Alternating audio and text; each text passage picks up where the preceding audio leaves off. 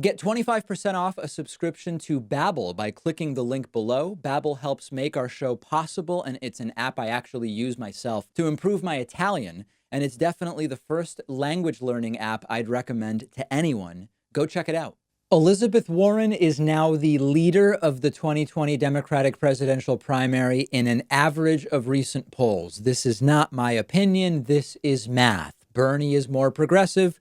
Bernie more decidedly wants money out of politics. Bernie more decidedly wants Medicare for all. But this is a program that deals with what is. So we are going to discuss what is, and now what people who email me want it to be will become very, very clear over the next 24 hours. That I can assure you. So listen, no, the polls aren't all biased and done with only landlines speaking to people over 80 years of age. Okay. I still have people emailing me stuff like that. No, Tulsi Gabbard or Gabbard, however she says her name at this point. I know people keep telling me it's different things.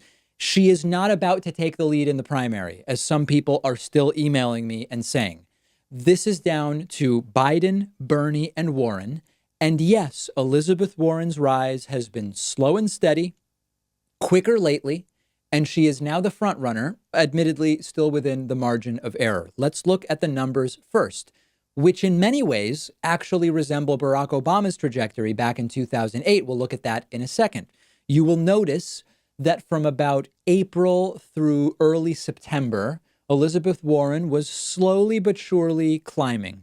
Then we had an inflection point right around the middle of September, and the last 3 weeks have been explosive growth for Elizabeth Warren. I will talk about why, don't worry.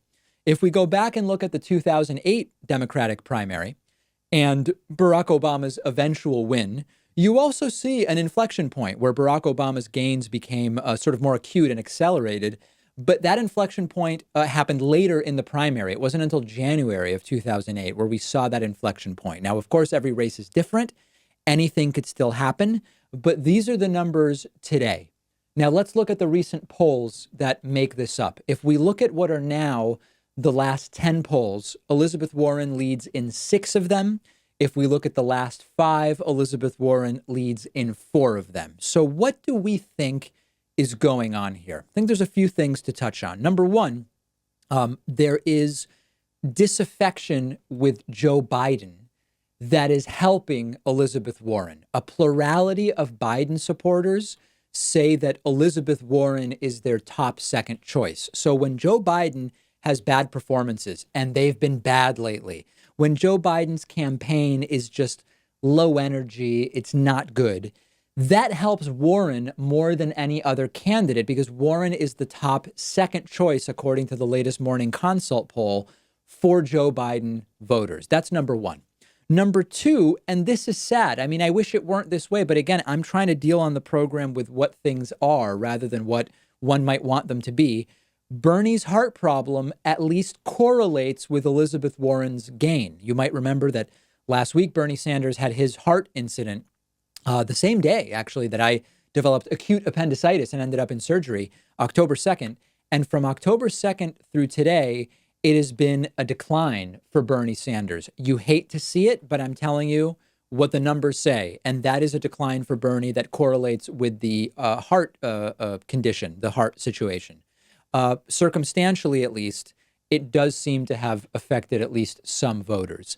Number three, and I think this is what maybe many of you are waiting for me to say, it cannot be denied that to some degree, corporate media would much prefer, if it's going to be one of the progressives, corporate media would prefer that it be Warren over Bernie. And we know why. I mean, I've not hidden this from you. Elizabeth Warren is a much safer version of modern progressivism to the system than would be Bernie Sanders. And so as Joe Biden has faltered, not only are Biden's supporters already predisposed to go to Warren as their primary, most preferred second choice, you have also seen that as no one else stands a chance, no one's even polling 6% right now, that has been a move on corporate media to talk more about Elizabeth Warren than Bernie Sanders. I was looking at some of the coverage numbers recently. A lot of the nighttime cable news, or rather network news channels, the half-hour news,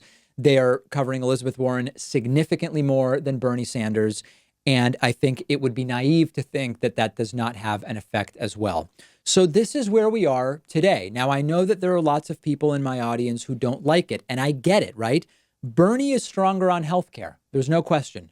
Bernie is stronger on money and politics. Those are two really big issues. The one upside here is if you are a Bernie or buster, and ultimately you have to settle in some way, even if you don't vote for her, but if you have to settle for Elizabeth Warren, it's not the end of the world, okay? Like, I know that there's a lot of clicks and money in online media for being unflinchingly pro or anti this or that, but that often makes bad policy and it blinds people, and I don't want to play that game.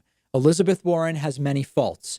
It is not the end of the world if it ends up with someone who can defeat Donald Trump, for it to be Elizabeth Warren rather than Joe Biden, right? Although there's no question that on many issues, Bernie Sanders is a stronger progressive. That being said, number one, it's not over. This is just where we are right now. Bernie could well have a resurgence. And next, I'm going to talk about what it might take for that to happen.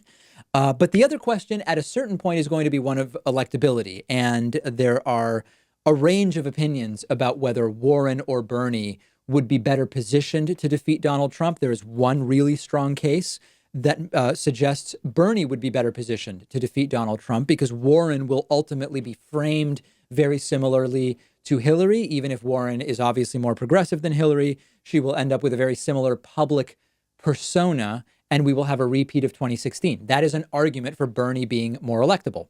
An argument for Warren being more electable is that while some of her policies are not as decidedly progressive as Bernie's, as unflinchingly progressive as Bernie's, she will be seen as more of a pragmatist who may actually be able to make her positions a political reality, and that may be appealing to some voters. I'm merely telling you that there are stories to be told on both sides about electability, which we will ultimately get into for sure. Many will be paying attention to next week's debate to see how is Bernie looking, what is the dynamic between Bernie and Biden and Warren. And that's actually the next thing I want to talk about. And I think that this is going to be a very important conversation.